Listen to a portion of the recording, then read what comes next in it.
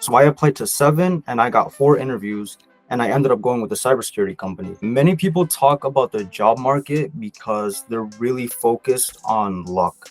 I'd say they're just hoping that an ideal job pops up on LinkedIn and they're like, oh, let me apply, and then they hear back immediately. Making that excuse of being the market is dead, you're not trying. Like, be honest with yourself, you're really not trying. I probably can't stress this enough either. If you mess that up, the rest of the interview, it's kind of gonna be like a domino effect of like you're really gonna do poorly. I'll probably just sum it up with this. I'm really excited this week to share Cristian's story, who at 19 years old just broke into tech sales as an SDR at a market-leading cybersecurity company, making $90,000 a year. This is an awesome story because, at least on the surface, Cristian had all the cards stacked against him. He's 19 years old, doesn't have a degree. There's many other things we get into today's conversation that could have, at least in theory, made him unqualified for the role. But he talks about how he was relentless in his process. He talks about some of the things that he did to really stand out, and some of the things that we've even talked about on our channel where, yeah, maybe the market's a little bit tougher than it was a year or two ago. Maybe there's not as many jobs available in this exact moment right before the holidays. However, that's not an excuse. Cristian had every reason not to get hired in tech sales compared to the sea of talent that's out there right now, and he absolutely stuck through it. He shares some great nuggets today in today's conversation, and I know all of you watching are gonna get a ton out of it. Hey everybody, really excited to speak with Cristian today, who just broke into tech sales, 19 years old, 90K job. Cristian, I know everyone watching is gonna learn a ton from your experience. I'd love to start with your background. What did you do prior to breaking into tech sales, and what kind of got you looking at the industry as a whole? Yeah, so my first introduction to sales as a whole was a commission-only job in roofing, literally this year in May. So just a couple, 3, 4 months back, that was just my whole introduction to it. It really incentivized me because of the whole, just like the work that I put in is how I'm gonna get paid out. Um, I didn't do too well when I first started, got my numbers up after, ended up transferring to selling windows with a really good company. They started paying out like 25 an hour just to do door to door just from there on out. And then we had our own commission and pay structure on top of that. But while I was actually canvassing for that company, I knocked on a really nice house, and this man was being really stubborn and I could tell he was like testing me in a way. After he gave me every objection possible as to why I couldn't sell him these windows, he kind of told me you should look into tech sales. And I didn't even know that was a thing. I was like, what do you mean tech sales? Like, what is that? And he ended up telling me he makes 6 figures, he has provided for his family, like doing all this. He works remote. And he was like, yeah, I was just giving you a test, but he was like, you should definitely look into it. Like throughout the entire process, I've knocked on more than 10,000, 11,000 doors because I had to knock on like 100, 125 per day. So each week it was like 600, 650 throughout a month, like 2,400 throughout the 4 month span. It was like easily 10,000. So I got really good with sales. I think door to door was a really good experience for people trying to like get a little bit of the taste of sales. You learn a lot, especially with really good managers and supervisors. But yeah, I went home that day, did my research on it. You were the first person that actually came up. Um, in contrast to other people that say they looked at course careers, I didn't even know course careers was a thing until you guys actually started talking about it with other people when you conducted these interviews. So all my eyes were just on getting all the free value I could from you and the YouTube channel. I looked at how you kind of went about it, looked at your older videos when you kind of had the whole Discord thing all set up. I looked at the success stories and I was just like, man, it'd be really nice. From there on out, while I was canvassing and like in between, like walking between streets, I'd always listen to your podcast. I'd listen to you and Chris talk about the 50 questions, the 25 questions that they'll probably ask throughout the interview on repeat all the time. And I feel like it literally was just a week after where I was just kind of like, yeah, I'm sold. Like I'm sold. I know they provide value there. They have a community that's really helpful towards everybody. And it was just a matter of like me purchasing it. And every time I go through something like this, I think I don't really focus on the price, but what do I get in return? Like the cost of it gets me a 90K job. Like the ROI on that is literally just like that's how I look at every transactional kind of thing that I go through.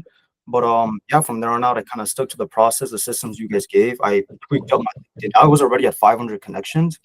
Um, but I tweaked the bio, I tweaked my resume. I had to go through a few revisions, and yeah, I just started applying. I think action is the really big thing that people don't do. They kind of just want to over prepare, and they miss doing the whole application process. I know you guys mention it a lot. There's a bunch of people that just go through the course and then they just hands up, legs up. They just don't really do anything. They expect some results to come in like that. But no, you guys have to actively be putting in those 5 applications per day. If you're not working, treat it as a full-time job. Stick into the systems they give you within the course, and yeah, that's how I kind of ended up here. Like in a month. I mean, that's really really good.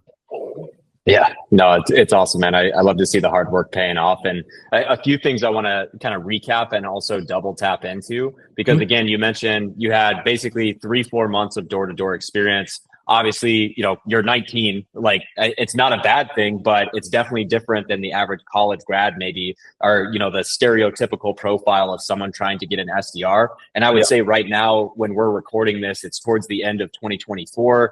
Everyone, at least what I see in the comments, is like tech sales is dead. No one's hiring. Could you comment on, maybe any resistance that you got with minimal, outside looking in, pretty minimal experience? How did you overcome that? Was it even an issue when you were trying to break into tech sales in the first place? I'll probably just sum it up with this. Being an SDR is an entry level role. There are many, many, many people that break in. It's literally on your channel as well. There's proof that this isn't an impossible thing to do with no sales experience, no technical experience. Some of them come from completely different backgrounds that aren't even related at all.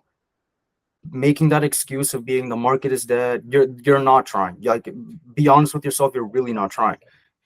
Look at how much applications you've put in. The interview tracker, I've logged every single one. I only applied to how much, like 7 companies, until I got like all these interviews lined up. The first one was with the cybersecurity startup. Then it was a housing AI company. Then it was the financial company and the cybersecurity company.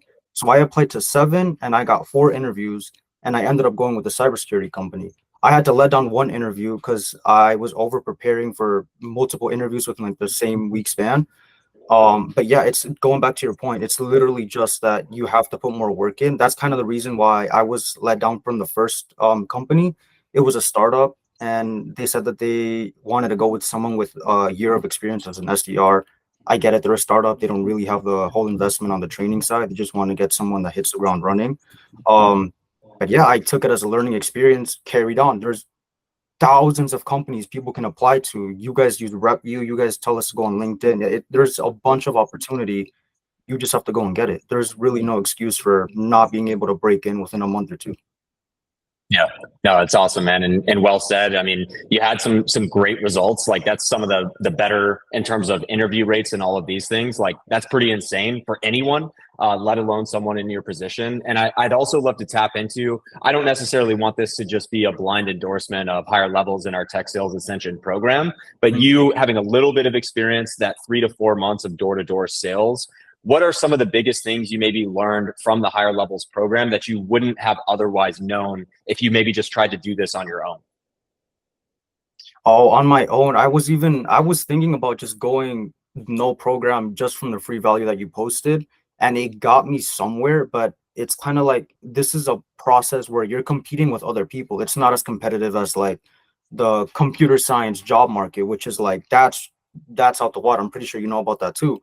Um, but in tech sales, you are competing with people that are really competitive as well. It's tech sales, it's a competitive market. Some of the things that I learned in the program that I wouldn't have learned just with sales as well. I think people overlook the cold call scripts that you guys actually have in the program. I pulled it out, studied it. I saw how it aligned with the company's the mock cold call, and I kind of implemented some segments of the script that you guys provided, and I put that there, and I did really really good with the mock call.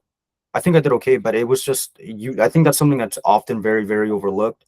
I really did my time studying every little section of the program, and I think the value that comes with it, if you actually stick to it and not just pass it, check, and then keep going to the next section, go through the program a couple more times, like with 2 or 3 times. Make sure you get everything, juice it all out, and then you'll literally be all set.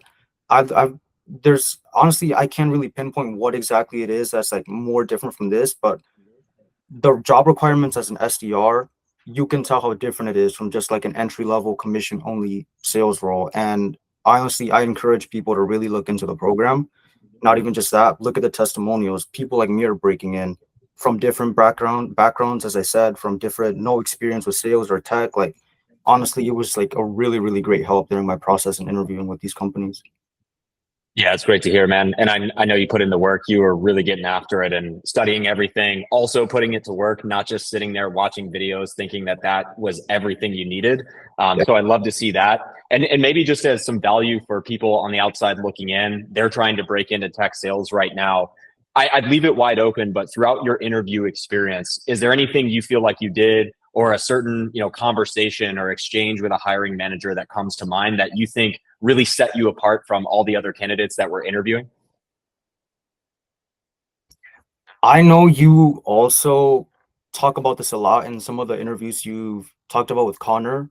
Um, Literally mastering the tell me about yourself. I probably can't stress this enough either. If you mess that up, the rest of the interview, it's kind of going to be like a domino effect of like you're really going to do poorly. Even if you do really good on the cold call, the mock call, you need a really good first impression, and being able to kind of introduce yourself to the team, the manager, within the first 60 to 90 seconds, like you said, master it. I did probably like 100 revisions on my phone, 90 seconds, get it all out. And I think I did pretty good with it. Mastering the tell me about yourself. If you don't really master that, you really cannot even be worrying about the other questions that they'll ask you during the interview.